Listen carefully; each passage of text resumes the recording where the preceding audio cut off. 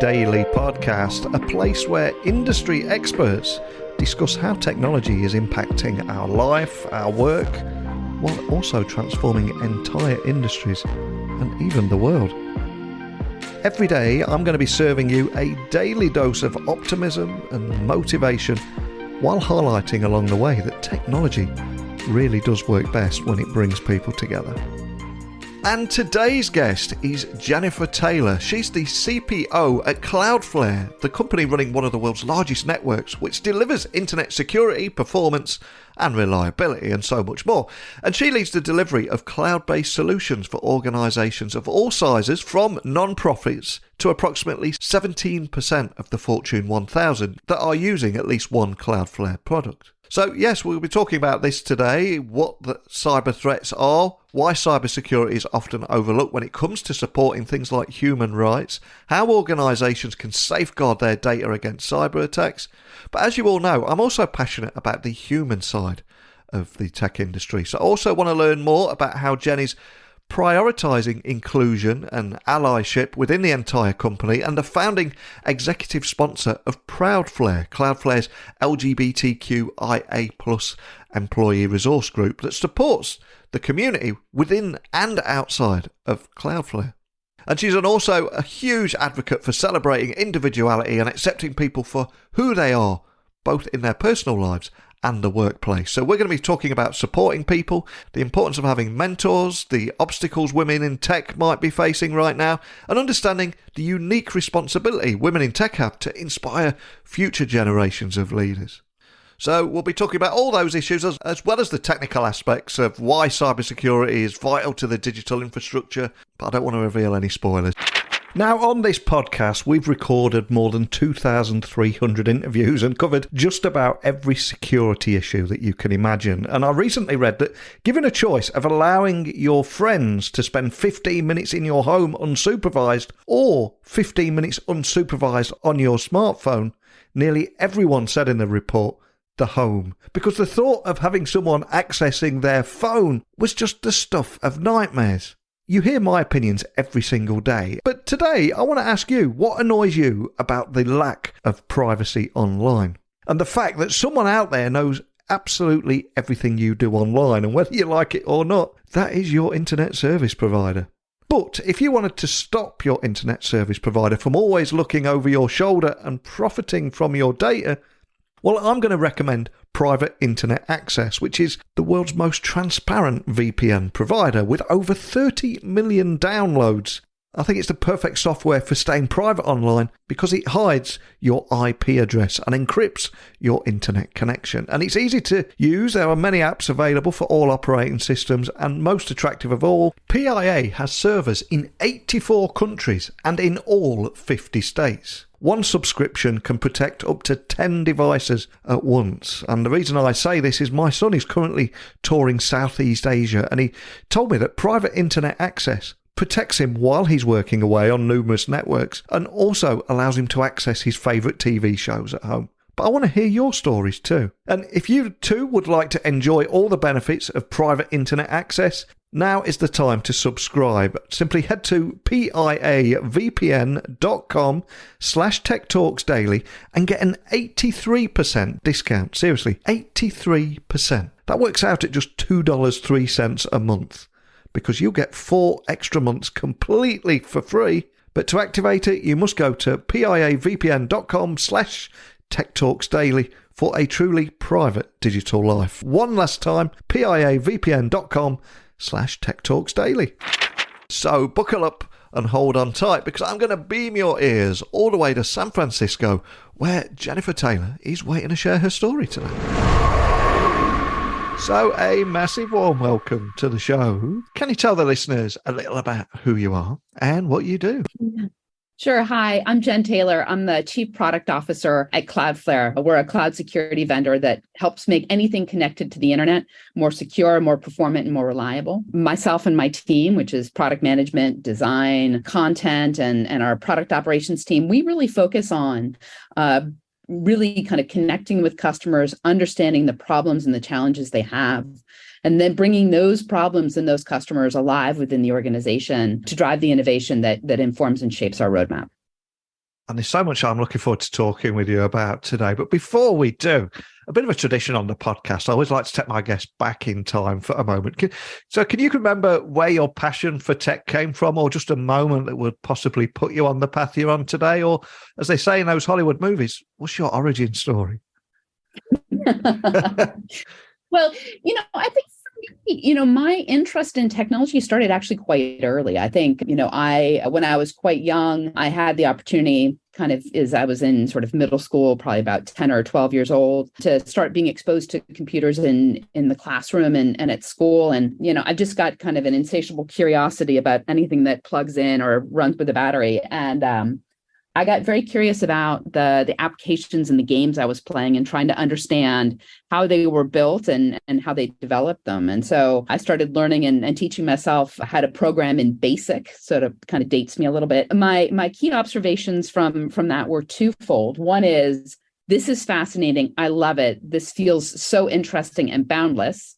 And the second was, wow, I am a terrible engineer. So I think, as I sort of took my passion for technology forward, it was really thinking about, how could I partner with, people who build these applications or do these types of work to kind of enable people to harness the technologies. Love that. What a great story. And it's a question I ask every single guest. And the words that keep coming up on every single origin story is always curiosity, having that curious mind, wanting to know how things work. Video games, the basic, there's early computers, Commodore 64, etc. It was quite a magical time, really, wasn't it?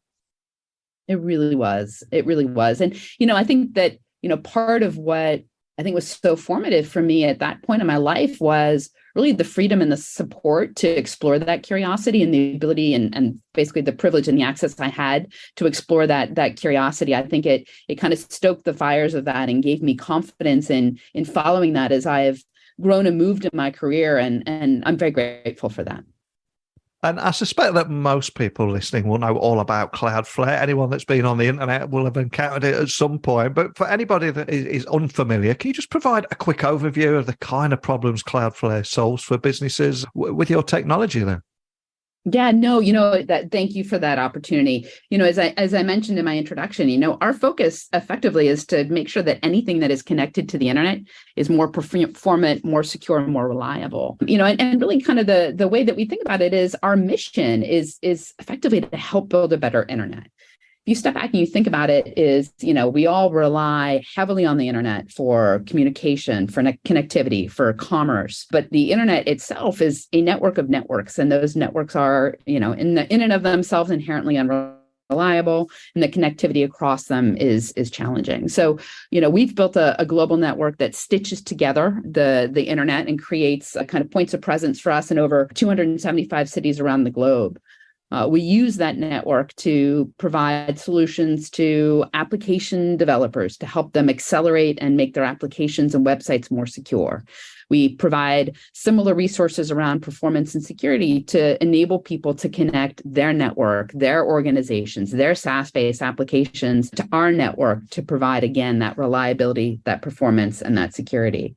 And finally, just from a use case perspective, we've been working really closely with, organizations that are looking to connect and secure their employees' access to mission critical resources. So for me, that's making sure I can get on Gmail and I can connect to Salesforce and I can, connect to code repositories and Atlassian apps to do my job. We've provided a portfolio of zero trust-based security solutions for them. And then finally, of course, we build all of the work that we do API first. We make those APIs available to our customers as our platform. We've extended and accelerated our innovation through the development of Cloudflare Workers, which is a serverless application development framework that we use to build and deliver our applications. Cloudflare Access, our waiting room product, are built with these technologies. We also make those available to developers so they can customize the applications we make available and the solutions we make available, and also so that they can build and deliver applications on our edge and continue to deepen and extend the work that we do with our network.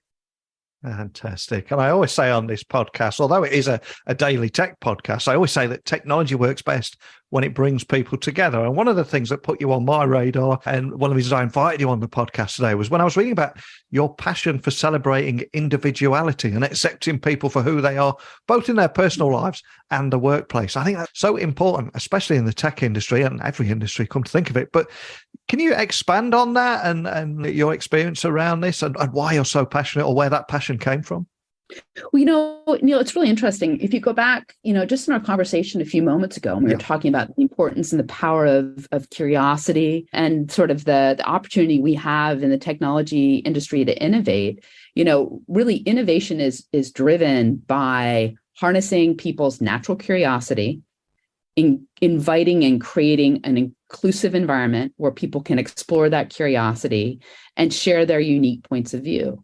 There are many reasons why I think diversity is a valuable pursuit within the industry and within our community. But I think specifically from the work that we do, and really what I've seen differentiate good organizations and great organizations, is the ability to create a diverse and inclusive workplace where you invite people of all types of different backgrounds and experiences. You focus on hiring for aptitude and for curiosity, creating that diverse group of individuals, but then also creating a really inclusive environment where people feel free to express who they are and their opinions as they open up and explore that curiosity. And so, in my experience, that enables me to sit around a table or on a Zoom meeting with colleagues, as we dig into, a problem that a customer may be facing. People bring different points of view and perspectives based on their background and who they are. And I feel, as I said before, my observation is that this is really the difference between what makes a team and an organization good and great. 100% with you. I think it's such an important point. We need diversity of thought to solve problems and also to solve the problems of customers, like you said there. And if you haven't got that diversity of thought, how can you actually effectively serve that diverse audience out there? And there's also another problem at the moment, and that is the global shortage of tech workers. And cybersecurity alone has a 0 unemployment rate. I even read recently that it's actually negative, meaning it's impossible to be out of work in that industry. And obviously, we need to get more women into tech and also people from a variety of backgrounds and encourage diversity of thought throughout the whole industry. But from your experience, what kind of obstacles are women in tech facing? Well, we talked a little bit at the beginning of the conversation around sort of my origin story. And I think about, the support and the confidence I got within, my family, within my community. One being kind of, having the opportunity to learn about technologies, having opportunities to see what is possible, creating those opportunities. So I think, obviously, specifically, making sure whether it's women, whether it's, other diverse populations, have opportunities to experience technology early in their life and learn what's possible, I think is one. And I look to community and education a lot about that. But I think there's also something about, I think, kind of two things. One is within that kind of, we've talked just a moment ago about kind of stoking the fires of curiosity.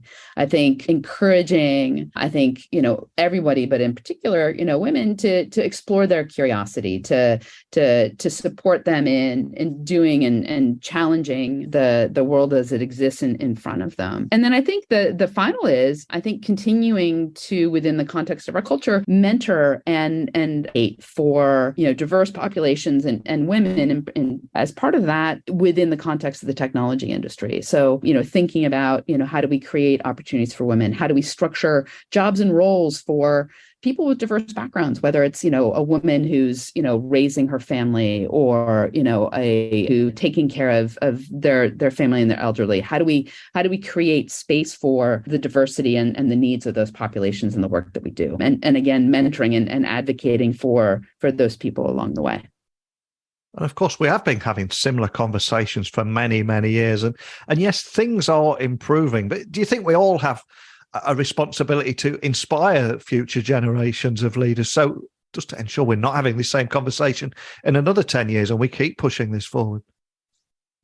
Absolutely. And I think that there's a part of me that kind of at some level hopes the work here is never done, because I do feel that there's always an opportunity for us to push the boundaries of what's done. And I think as you noted, I do see and I feel the progress both in my career and in my peers and looking around the different organizations, I am seeing the change. And I think that's been exciting and inspiring. But I do think it's something that will continue to take time and attention. And, one of the things I really appreciate around the technology industry, and I think the security industry in particular, is that I do feel like this topic is very much top of mind. And I am amazed at the receptiveness that I see from leaders in these communities to, as I said before, mentor and advocate for young people of all backgrounds to explore careers in this area. And I do think that's one of the most critical things to sort of helping people get over the hurdles or the friction they may be experiencing.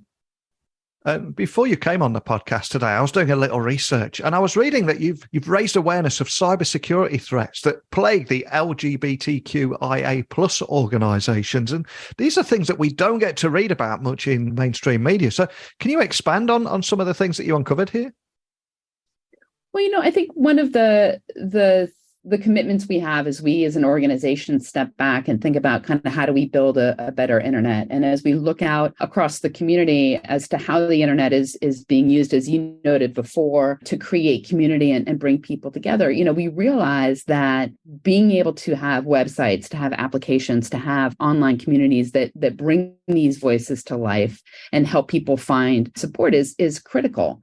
At the same time, there are places where those voices are not welcomed, or they may be sort of under attack. Just as we think about providing physical security for, populations that are challenged or at risk, we think it's as important to start providing cybersecurity for these populations. And I think that that's been a big part of what we've started with our Project Galileo at Cloudflare. So our Project Galileo is focused on keeping critical voices online and thinking about ways to help sort of underrepresented groups and critical sort of dissenting voices online as they may be facing, just the same types of cyber attacks or other threats that they could be facing in the physical world. And so we focus on making our resources available at no cost to these organizations to keep these communities and keep these discourses alive. And, myself, I am an out lesbian, and I personally, one of the things I'm passionate about at Cloudflare is our mission. And I think it's been,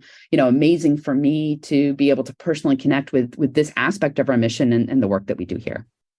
And I'm curious, do you think cybersecurity is often overlooked when it comes to supporting human rights? Because we all hear the stories every day about businesses being hacked, brands being hacked, but do you think it almost gets overlooked? It's really interesting when you say that, because, I was thinking about, conversations I have with, commercial customers these days. And, one of the things we all talk about is sort of the rise and the importance of online presence and community and connection. Sort of, I think, especially kind of acutely, we've all seen it over the course of the past few years with the pandemic. Human rights is no different, right? And I think that in my mind, the same challenges that an e-commerce vendor or, a healthcare provider faces in keeping their resources online, these organizations face as well. And the work that they do is just as important. So I think it is important to continue to think about how do we provide security in that discourse. Absolutely. And I think the one thing that we all share, every individual, every business, is that risk of being attacked by becoming a victim of a cyber attack. So what should organizations and individuals be doing differently to safeguard their data against cyber attacks? Is there any tips or insights you can share around that? Plan ahead. Don't wait until it happens. Yeah. The adage that my grandmother used to say is proper planning prevents poor performance. Our focus at Cloudflare, and obviously, I have a bias here, but there are plenty of other vendors in the market. We provide easy to use and easy to access security solutions. People can come to our website and put their site or application behind us or connect their organization or their network, often free of charge or very low charge just to get started. Just as one sort of reflexively at this point, buckles their seatbelt when they get in the car, I think one should be reflexively, providing security measures to their sites and applications and networks just to get ahead of it.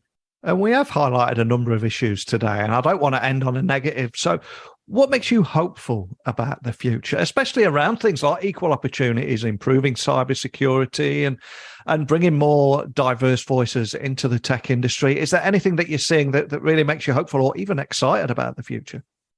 Well, I think there are kind of a couple things. One is, the problems that we're facing today are different than the problems we faced yesterday. And that's because we as a community, as an organization, as a culture, have decided to tackle and address those. And many things that were huge challenges for us in the past are now sort of de rigueur, right? I just talked a moment ago about, DDoS protection or WAF protection. That used to be a much more onerous and heavy and more challenging event. But now, easy solutions make in many cases, these challenges, the sort of the history books. The other piece is I find inspiration in the fact that there are new challenges emerging every day.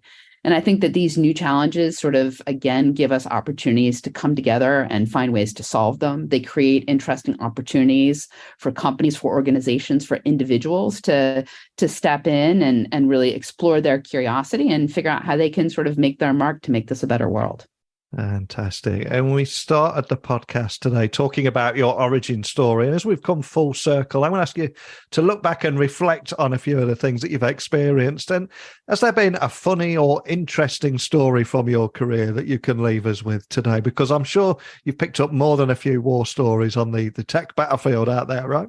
Well, I think that the thing that has really surprised me as I've moved through my career is how some of the biggest decisions and the biggest impacting moments I've made in my career have been in the smallest instances. And, I reflect back when I was in graduate school and I was doing a summer internship that I was not super in love with. I sat down next to a woman at a friend's house for a dinner party, and we started chatting, and, she was asking me what I was doing and I was explaining it, and she could kind of see my enthusiasm was not brimming about this topic as much as it had been during other topics of the evening. And it turns out actually she ran a product management team at a software company here in San Francisco. And she had an unpaid internship opportunity that she was certain that I would not be interested in, but she was open to chatting with me if I would at all consider it. And within 2 days, I'd quit my boring internship and started working for her. And that's actually how I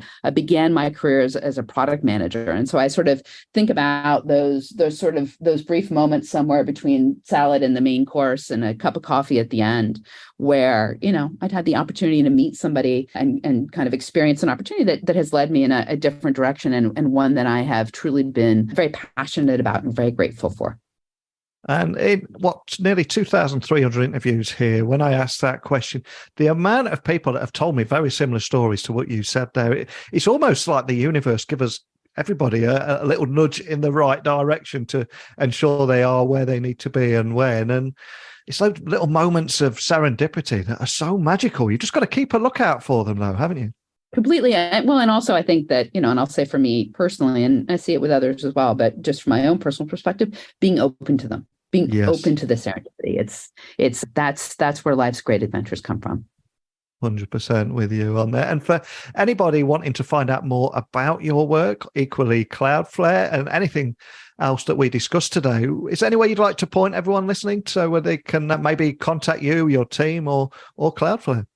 Yeah, no. So, the best way to find me is on LinkedIn. There are many Jennifer Taylors in the world, but if you type in Jennifer Taylor Cloudflare, you'll find me. And I'm always happy to chat and connect with folks. And, one of the best ways to really understand what we do at Cloudflare and the work that we're doing and the impact of it, obviously, is to obviously check out our website. But in particular, I always point people towards our blog, which is just a phenomenal resource covering everything from, the threats and the attacks and the sort of interesting tidbits we're seeing as we serve 20% of the internet's traffic at the same time, an opportunity to see sort of the innovation and the challenges and the learnings that we have along the way. So I think that's also a great way to stay up to date with what's happening with Cloudflare.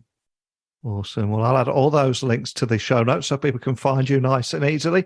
There's so much I loved about our conversation today. We covered a lot in a short amount of time, from why cybersecurity is often overlooked when it comes to supporting human rights, how organizations can safeguard their data against cyber attacks, the importance of equal opportunities, as well as how important cybersecurity is to public interest organizations, and the great work that you're doing there supporting LGBTQIA plus rights too. So much to talk about. I'd love to stay in touch with you, get you back on later in the year, see how things are evolving. But more than anything, just thanks for sharing your story today, Jen. Well, thank you so much, Neil. It's been an absolute pleasure, and I look forward to being in touch. So many important topics covered in our conversation today. Yes, it's so important to talk about cybersecurity, threats, digital infrastructure, how organisations can safeguard their data against cyber attacks. But there is a huge human element behind all this, and we do need to bring more diverse voices into the tech industry. And I've always said on this podcast since day one that there's a lot of people that could reskill and enter the world of tech, but convince themselves that, hey, I'm not technical enough, imposter syndrome kicks in, and also the kind of person I am for my background is not welcome in the industry, and none of that is true. And so many people are working hard to encourage those diverse forces into the industry. And let's face it, any business, no matter what industry they're in, they need diversity of thought to serve their diverse audience. But we are moving away from this stuff, and there is so much more to be excited about and hopeful for. So wherever you're listening in the world, if you're thinking of reskilling and going into the tech world, give me a shout. I'd love to hear more about you and your story. And if you want to come on here and talk about that too, and if anything resonated with you, please let me know. And you can do that by emailing me, techblogwriter@outlook.com, Twitter, LinkedIn, Instagram @NeilCHughes. We'll keep this conversation going. And tomorrow, I've got another guest and a completely different topic. But once again, we will combine the best of technology and humans. And hopefully you'll join me again then. But a big thank you for listening today, and until next time, don't be a stranger.